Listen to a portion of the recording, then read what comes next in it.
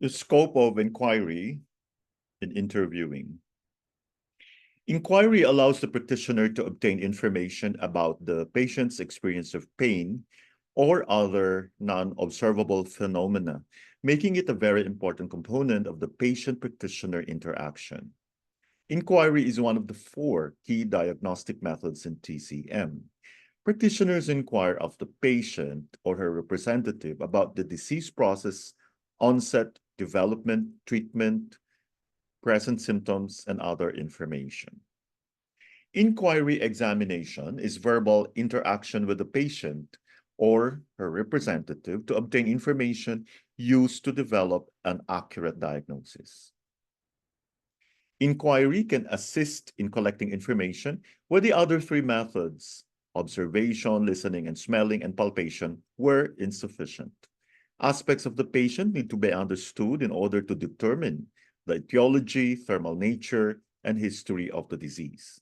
These aspects include her pastimes, living environment, both climate and social environment, and customs, as well as the onset, development, and prior treatment of the illness. This additional information will assist in making a diagnosis and developing an appropriate treatment strategy. In order to obtain the most accurate information from the patient, the following items should be considered. The practitioner should be amiable and sympathetic to the patient's feelings. The practitioner should focus on the patient's chief symptoms or complaints. The practitioner should give the patient necessary prompts if the patient fails to talk about his or her disease clearly or comprehensively. A patient in critical condition should be given immediate emergency treatment after a brief inquiry and examination. During an inquiry, the practitioner should use simple language rather than relying on medical terms.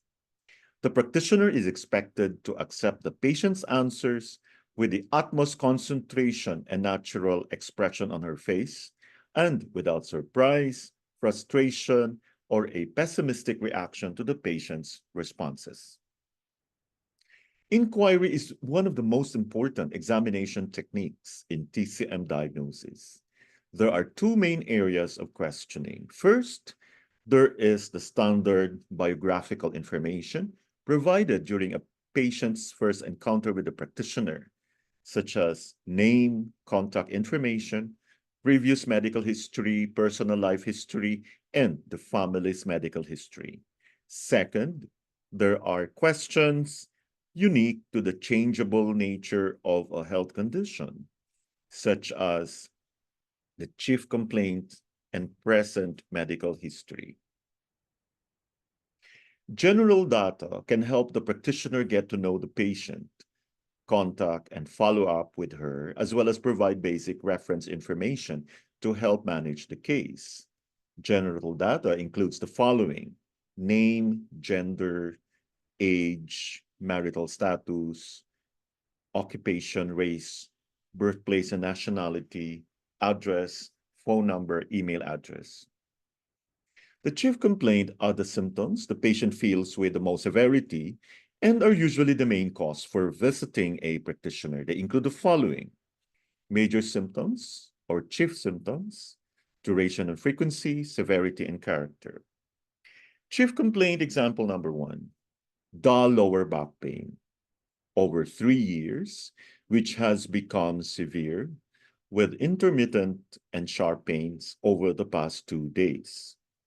Chief complaint example number 2, cough and constant high fever with dull chest pain for 2 days. Present medical history comprises the primary content of inquiry. It refers to the entire developing course of a condition from its onset up to the present and includes the following aspects. Onset of the disease will help the practitioner assess the deficient or excessive condition of the antipathogenic qi and the thermal nature of a disease.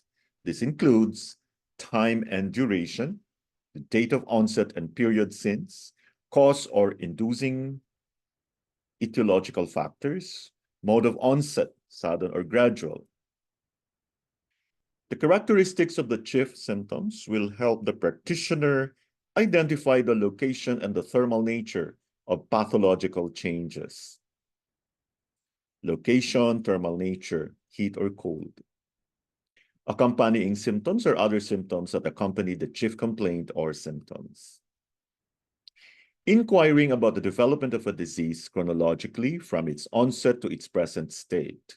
These questions include the following: when and why the symptom is aggravated or alleviated, whether its existence is temporary or persistent, when and why it changes.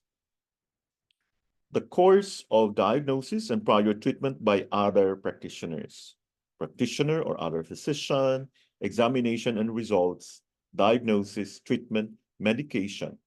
This should include dosage, method of application, duration, result, and side effects. The patient's past health condition and diseases serves as a reference for the present disease and includes the following: past health condition, both health or illness, past diseases.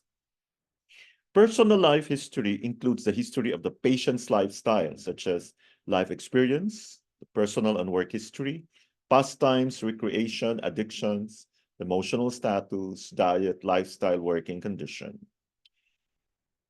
Learning about the state of health and diseases that the patient's relatives had may be helpful to making a diagnosis about certain infectious or hereditary diseases.